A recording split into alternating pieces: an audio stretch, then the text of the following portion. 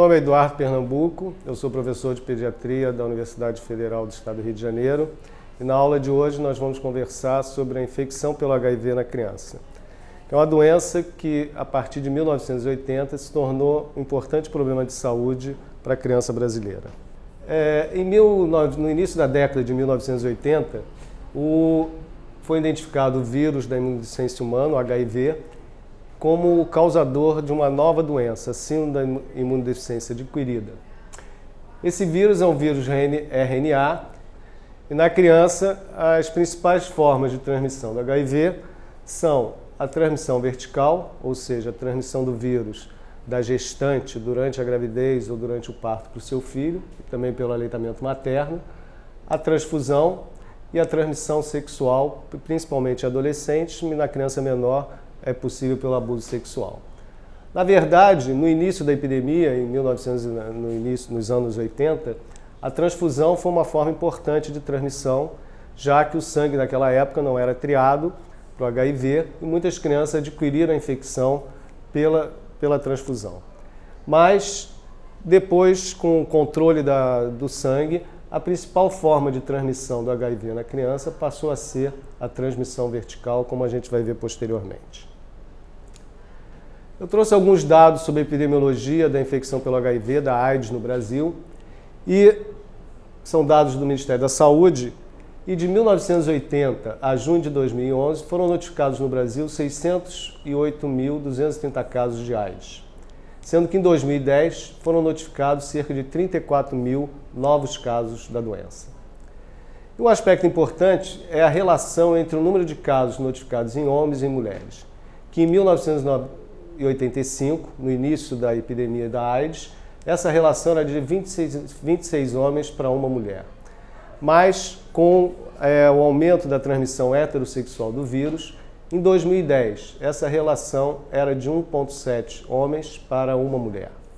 E isso se refletiu na infecção pelo HIV na criança, já que a transmissão vertical sendo uma forma importante de aquisição da doença na criança, com o aumento do número de mulheres, a gente teve também, progressivamente, um aumento de número de crianças infectadas. Em 2010, foram notificados cerca de 5.000 casos de infecção pelo HIV em gestantes no Brasil, com uma taxa de detecção de 2 casos para cada 1.000 nascidos vivos.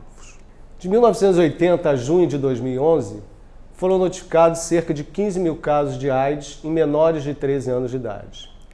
E, desse total, 85% foram adquiridos através da transmissão vertical. Cerca de 6% a transmissão era ignorada, 1,5% por transfusão e 5% por transmissão sexual. Já em 2011, a transmissão vertical foi responsável por cerca de 90% dos casos e a transmissão ignorada em cerca de 10% dos casos. De 1980 a junho de 2011, foram notificados cerca de 14.000 casos de AIDS em menores de 5 anos de idade, sendo que em 2010 notificados cerca de 500 casos nessa faixa etária. Em relação à taxa de incidência em menores de 5 anos, nos últimos 12 anos, se observou uma redução importante, de 40%. Mas essa redução não foi uniforme no país. A incidência aumentou na região norte e nordeste e diminuiu nas demais regiões. A infecção pelo HIV é uma doença que pode provocar manifestações clínicas variadas na criança. Algumas dessas manifestações são inespecíficas, outras acometem órgãos específicos e nós temos ainda um aspecto importante que são as complicações infecciosas. Em relação a manifestações clínicas inespecíficas, a criança pode apresentar linfadenomegalia generalizada, hepatosplenomegalia, e no início da epidemia nós vimos muitas crianças que apresentavam aumento bilateral de parótidas. As crianças frequentemente podem ter otite média ou sinusite de repetição, diarreia recorrente ou crônica, emagrecimento, pode haver um atraso no crescimento e febre persistente. O acometimento do sistema hematopoético pode levar a anemia, neutropenia ou trombocitopenia persistentes. Algumas crianças podem desenvolver miocardiopatia, que pode eventualmente levar à insuficiência cardíaca, e outras podem desenvolver pneumonia intersticial linfocítica, que eventualmente pode levar à hipóxia. E uma manifestação grave da infecção pelo HIV é a encefalopatia pelo HIV, que leva a um atraso no desenvolvimento e pode levar a paresias espásticas na criança. No início da epidemia, a gente podia distinguir um grupo de crianças que apresentavam uma evolução mais benigna da doença e que frequentemente apresentavam adenomegalia generalizada, hepatosplenomegalia, às vezes aumento de parótidas. E um grupo que apresentava manifestações mais graves da doença precocemente. E essas crianças frequentemente apresentavam a encefalopatia pelo HIV com esse atraso no desenvolvimento. Mas são as complicações infecciosas que são bastante importantes na criança infectada pelo HIV. E na criança, as infecções bacterianas graves e recorrentes são um achado frequente. Essas infecções frequentemente se manifestam através de pneumonia, mas podem ocorrer também septicemia, meningite, infecções osteoarticulares, como artrite séptica ou osteomielite.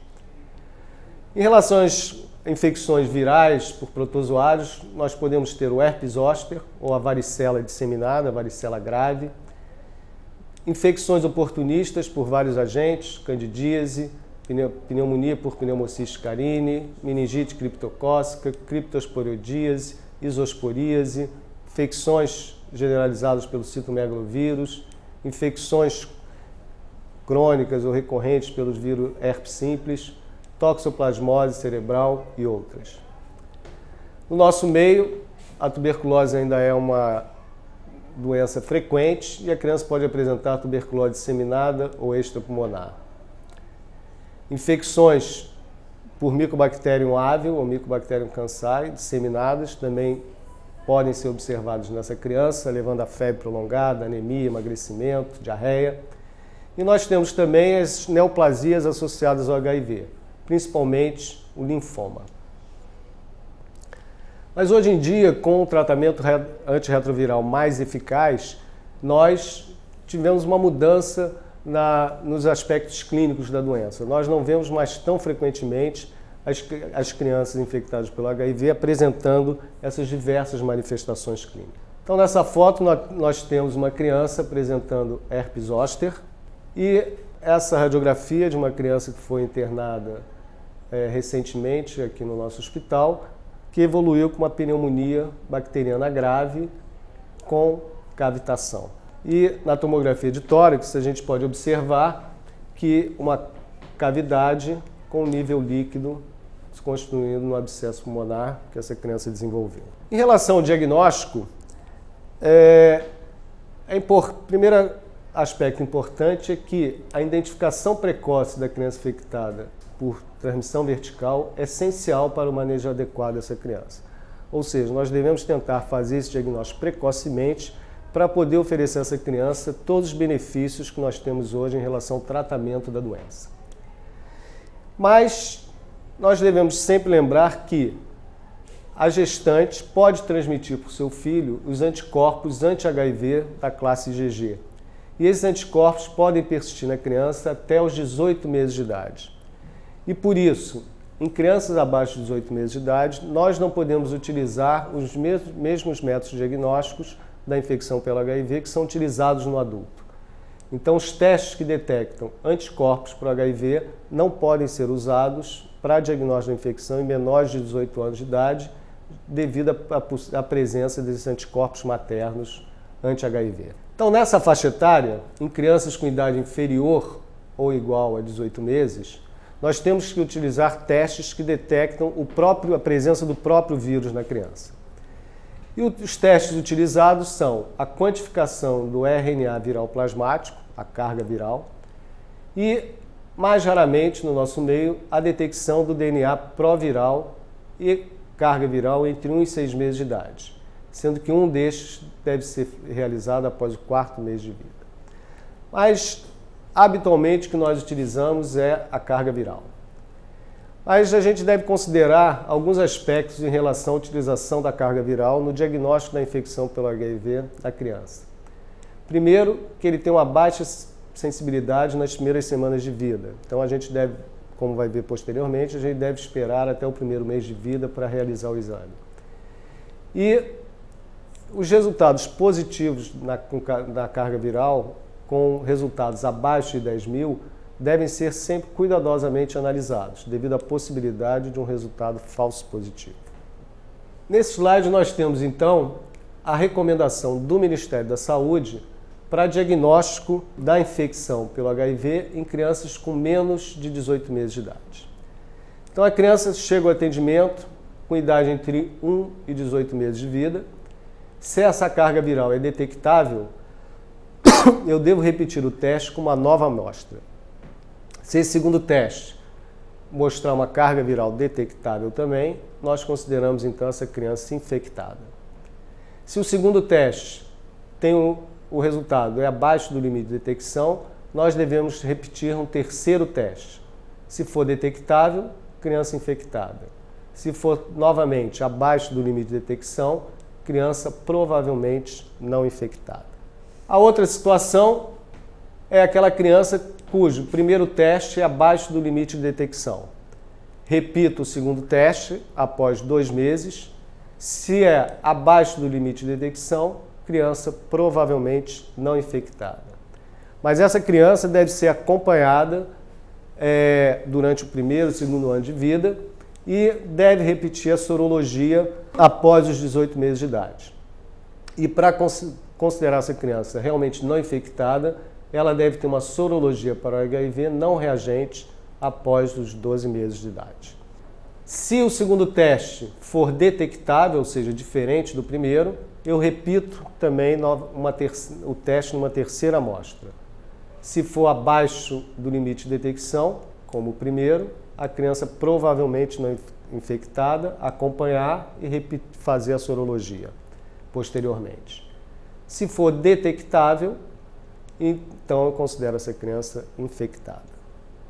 Para as crianças que têm idade superior a 18 meses de idade, nós então utilizamos o mesmo processo utilizado com os adultos.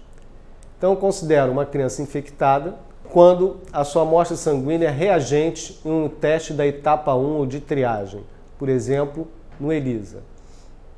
E além disso, essa criança tem também um teste da etapa 2, complementar, positivo. E esse teste complementar pode ser imunofluorescência, imunoblot, western blot. E caso as amostras sejam reagentes nos 2 testes, uma segunda amostra deverá ser submetida à etapa 1 para a comprovação do diagnóstico laboratorial.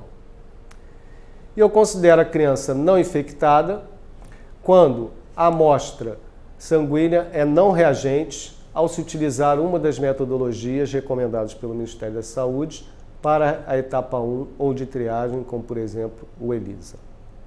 Uma outra alternativa para crianças com idade superior a 18 meses é a utilização dos testes rápidos. E eles podem ser utilizados em situações especiais, como por exemplo, em um serviço de saúde sem uma infraestrutura laboratorial adequada. E eu considero a criança infectada quando ela tem 2 testes rápidos realizados de forma sequencial reagentes. E nesse caso, não é necessário realizar outros testes confirmatórios. E considero a criança não infectada se ela tem uma amostra de sangue negativo em um teste rápido. Após o diagnóstico, outros exames são importantes para o acompanhamento da criança infectada pelo HIV.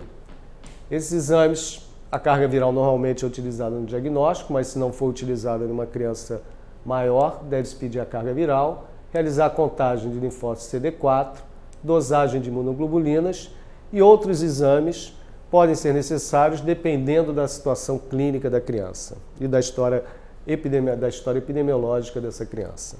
Feito o diagnóstico, nós temos então que partir para a determinação do estágio clínico e imunológico que se encontra essa criança. Para a classificação clínica, nós utilizamos essa classificação do CDC, do Centro de Controle de Doenças dos Estados Unidos, que classifica a criança em categoria N, ou assintomática, categoria A, com sintomas leves, categoria B, com sintomas moderados, categoria C, com sintomas graves da doença. Então, na categoria N, eu incluo aquelas crianças que são assintomáticas ou que têm apenas uma das condições listadas na categoria A. E eu classifico uma criança na categoria A se ela tem 2 ou mais das seguintes condições: linfadenopatia em mais de 2 cadeias, hepatosplenomegalia, aumento de parótidas ou infecções de vias aéreas superiores persistentes ou recorrentes, como otite média e sinusite.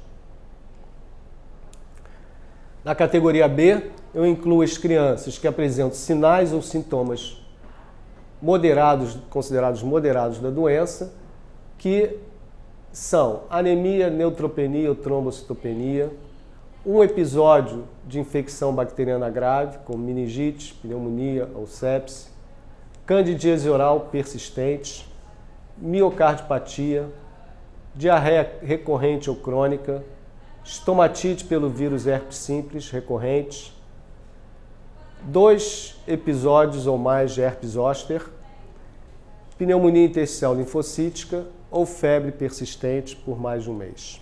E na categoria C, eu vou incluir aquelas crianças que apresentam infecções bacterianas graves ou recorrentes, como sepsemia, pneumonia, meningite, criança que já apresentou ou apresenta uma infecção oportunista, candidíase, criptococose, criptosporidíase, infecção pelo citomegalovírus, pneumonia por pneumocystis carini, criança que tem sinais de encefalopatia pelo HIV, crianças que apresentam caquexia, síndrome da caquexia, ou crianças que apresentam neoplasias associadas ao HIV, como linfoma primário do cérebro ou outros linfomas.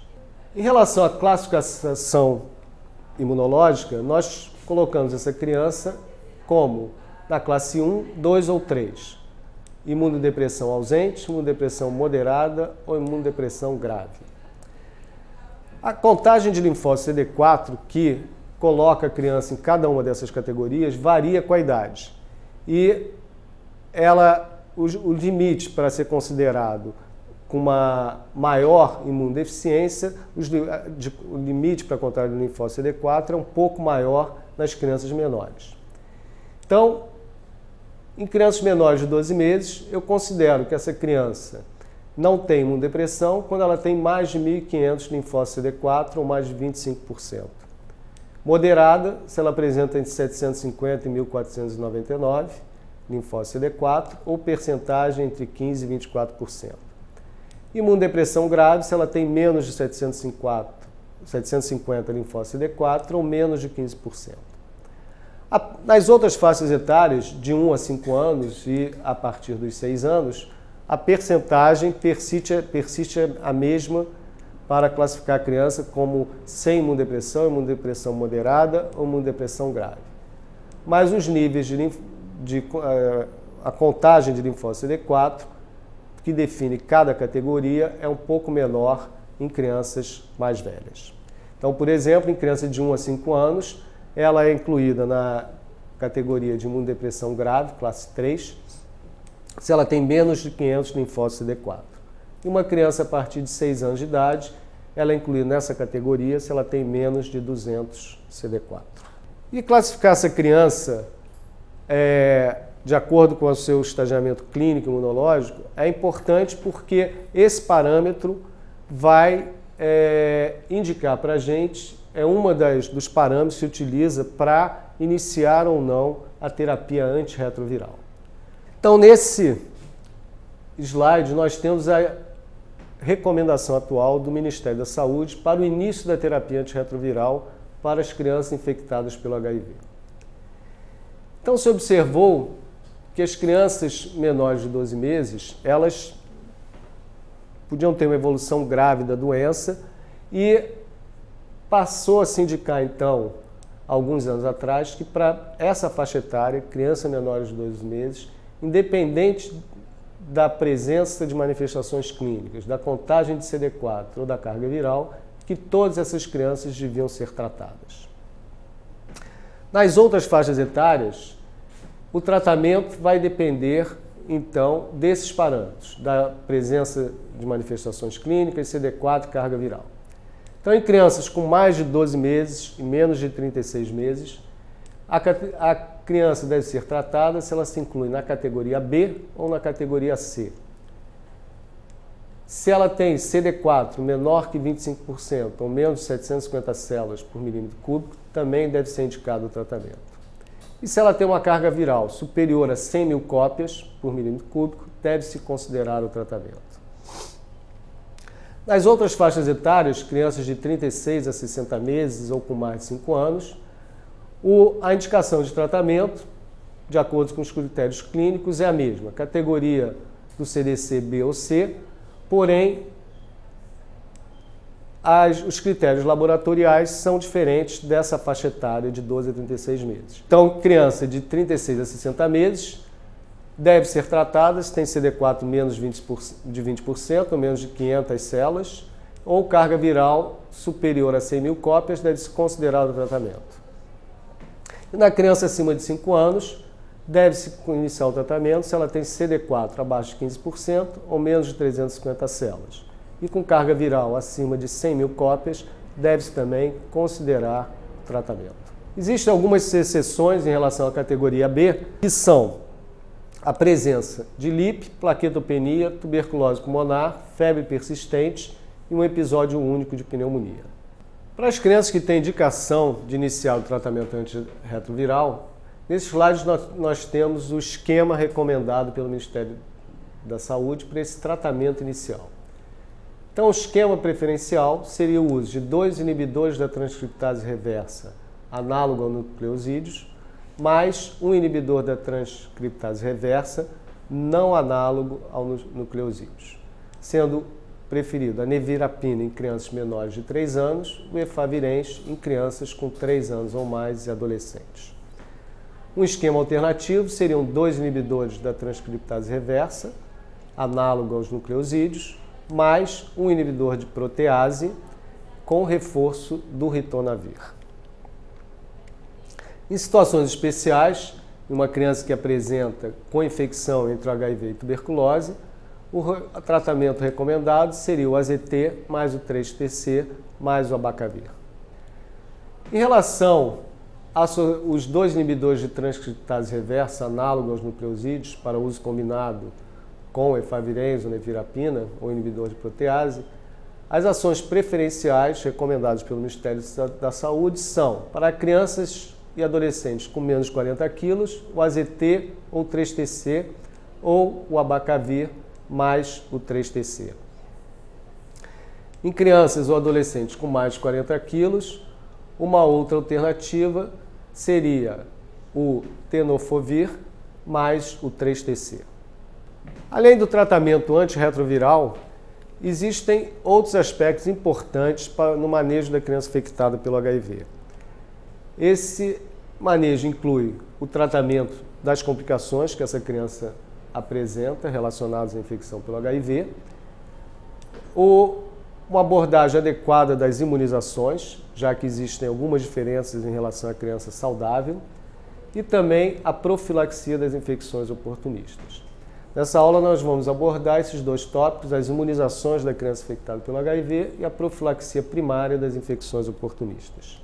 Então, em relação às crianças saudáveis, as crianças infectadas pelo HIV ou expostas, essas últimas até os 18 meses de idade, tem algumas recomendações diferentes da criança saudável. O BCG, como na criança saudável, deve ser administrado ao nascimento o mais precoce possível. Mas se a criança chegar ainda não vacinada ao serviço de saúde, eu só devo utilizar o BCG se ela for assintomática ou não apresentar sinais de imunodepressão. Em relação à vacina para hepatite B, a criança e o adolescente comprovadamente infectados, para esse grupo nós devemos aplicar uma 4ª dose, de 6 a 12 meses após a 3ª, e a dose aplicada da vacina deve ser o dobro da dose de rotina. Em relação à poliomielite, para as crianças infectadas pelo HIV e expostas também, nós devemos dar preferência à vacina inativada, que é a vacina injetável contra a poliomielite. Caso essa vacina não esteja disponível e a criança não apresente nenhum sinal de imunodeficiência, é possível se utilizar a vacina oral. Mas no Brasil nós temos os centros de imunobiológicos especiais em cada estado e nesses centros Essas vacinas especiais, como a polio inativada, estão disponíveis para crianças com algumas doenças crônicas, incluindo as crianças infectadas pelo HIV. Então, essas crianças eu devo sempre recomendar que essas crianças procurem os centros imunobiológicos especiais para receberem essas vacinações especiais.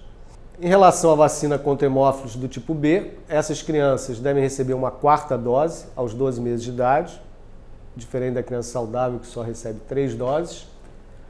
A vacina de rotavírus, que é uma vacina contendo vírus vivo atenuado, nas crianças com AIDS eu devo avaliar o risco-benefício dessa vacinação, já que não existem estudos comprovando a segurança dessa vacina nesse grupo. A vacina pneumocócica conjugada 10 valente foi introduzida há uns 2 anos atrás no calendário vacinal da criança saudável e essa vacina é também indicada para todas as crianças infectadas pelo HIV dos 2 meses aos 23 meses de idade. É uma vacina bastante importante, já que pode contribuir para diminuir a incidência das infecções bacterianas de repetição na criança HIV positiva.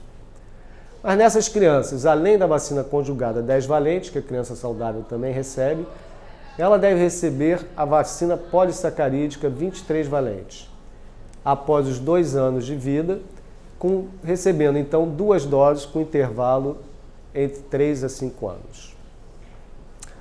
A vacina contra influenza é recomendada anualmente para essas crianças a partir dos 6 meses de idade, na época em que se faz no Brasil a campanha de vacinação contra a influenza. A tríplice viral, ela deve, por conter vírus vivo atenuado, ela não deve ser administrada em crianças com categoria imunológica 3 ou crianças gravemente sintomáticas que estão na categoria clínica C. A vacina contra a varicela também contém vírus vivo atenuado. Eu devo considerar a sua aplicação em crianças maiores de 1 ano de idade e adolescentes que sejam suscetíveis à doença, incluindo os expostos, as crianças expostas ao HIV, mas apenas para aquelas que estejam na categoria N, assintomática, A, sintomas leves, e B, sintomas moderados, e com CD4 acima de 15%. E a vacina para hepatite A é indicada para todas as crianças e adolescentes HIV positivos a partir dos 12 meses de idade, em 2 doses com intervalos de 6 a 12 meses. Na criança exposta verticalmente, ou seja, que nasceu de uma mãe infectada pelo HIV, eu devo indicar as vacinas que eu abordei anteriormente até os 18 meses de idade. Após essa idade, se ela se confirmar que essa criança é negativa para o HIV, eu devo seguir o esquema básico de vacinação da criança saudável recomendado pelo Ministério da Saúde. Mas existem 2 exceções. Para essa criança exposta não infectada, a gente deve oferecer a vacina contra a varicela para, na verdade, proteger os contactantes domiciliares imunodeficientes dessa criança e que são mais suscetíveis a fazerem uma varicela grave. E devo oferecer para essa criança também a polio inativada, já que essa criança convive com pessoas imunodeficientes e isso é uma indicação dessa vacina inativada. Em relação à profilaxia primária das infecções oportunistas, uma das mais importantes é a profilaxia primária da infecção pelo pneumocystis jirovecii, para crianças nascidas de mães soropositivas. Então, até 6 semanas de idade, eu não indico a profilaxia para o pneumocystis. A partir das 6 semanas até os 12 meses de idade, eu vou indicar a profilaxia independente da contagem CD4 dessa criança. Então, se a criança for comprovadamente infectada pelo HIV, ou se ela tiver ainda infecção indeterminada, ou seja, ainda não realizei todos os exames necessários para esclarecer se essa criança é ou não infectada, então, para essas duas crianças, eu devo iniciar a profilaxia entre 6 semanas e 12 meses. Se eu excluir a infecção para uma criança entre 6 semanas e 12 meses, então eu posso não fazer a profilaxia, suspender a profilaxia. E a droga de escolha para a profilaxia da infecção por pneumocystis é a associação sulfametoxazol com trimetoprim. A varicela em crianças imunodeficientes pode ser uma infecção grave. E se essa criança HIV positiva for suscetível à varicela e for exposta a uma criança com varicela, eu devo prescrever para ela a imunoglobulina específica antivaricela zoster até 96 horas do contato. Se a criança for exposta ao sarampo, mesmo que ela tenha sido vacinada com a tríplice viral, ela deve receber a imunoglobulina padrão, já que eventualmente essa criança pode não ter respondido à vacina contra o sarampo. A profilaxia para toxoplasmose é indicada se a criança é IgG positiva e apresenta CD4 abaixo de 15%, se ela tem menos de 6 anos de idade, ou CD4 abaixo de 100 células por milímetro cúbico, se ela tem 6 anos ou mais. E a droga de escolha é também a associação sulfa com trimestoprim diariamente. Para a profilaxia da micobacteriose atípica, as drogas de escolha são a claritromicina, em doses diárias, ou azitromicina, uma vez por semana. E essa profilaxia é indicada para crianças com menos de 12 meses, se o CD4 é inferior a 750 células, de 1 a 2 anos, se o CD4, a contagem CD4 é inferior a 500 células, de 2 a 6 anos, se é inferior a 75 células, e acima de 6 anos, se é inferior a 50 células. A profilaxia da tuberculose, a quimioprofilaxia da tuberculose, é indicada se a criança tem PPD igual ou superior a 5 milímetros e casos de contato domiciliar com doença ativa. E se utiliza a isoniazida. Em crianças que apresentam infecção bacteriana invasiva de repetição, eu posso utilizar a imunoglobulina endovenosa na dose 400 mg por quilo por dose mensal, e essa profilaxia é indicada em casos de hipoglobulinemia ou quando a criança apresenta um déficit funcional na produção de anticorpos.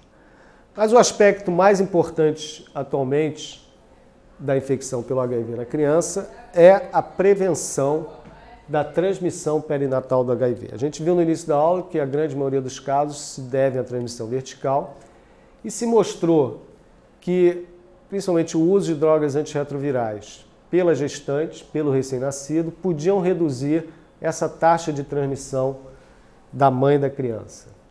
Sem nenhuma intervenção, estima-se que a taxa de transmissão vertical do HIV é de 25% a 30%, sendo que 25% dos casos ocorreriam intraútero e 75% ocorreriam ao redor do parto.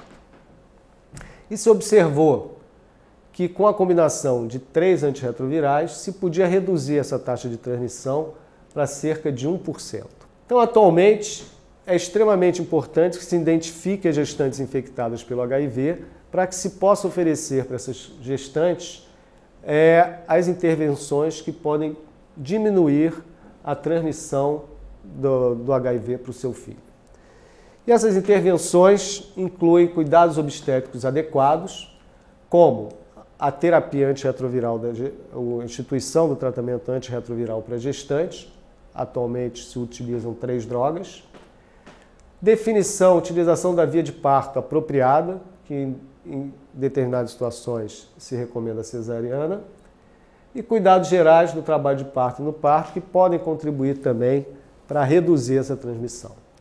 Em relação ao recém-nascido, esse recém-nascido de mãe HIV positiva deve receber o AZT solução oral, preferencialmente ainda na sala de parto ou logo após os cuidados imediatos, nas primeiras 2 horas após o nascimento.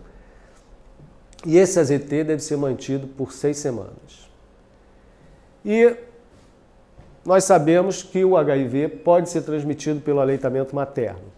Então, para o recém-nascido, filho de uma gestante HIV positiva, é contraindicado o aleitamento materno, que deve ser substituído por uma fórmula infantil. E no Brasil nós temos programas que fornecem hoje em dia essa fórmula gratuitamente para as crianças nascidas de mãe HIV positivas.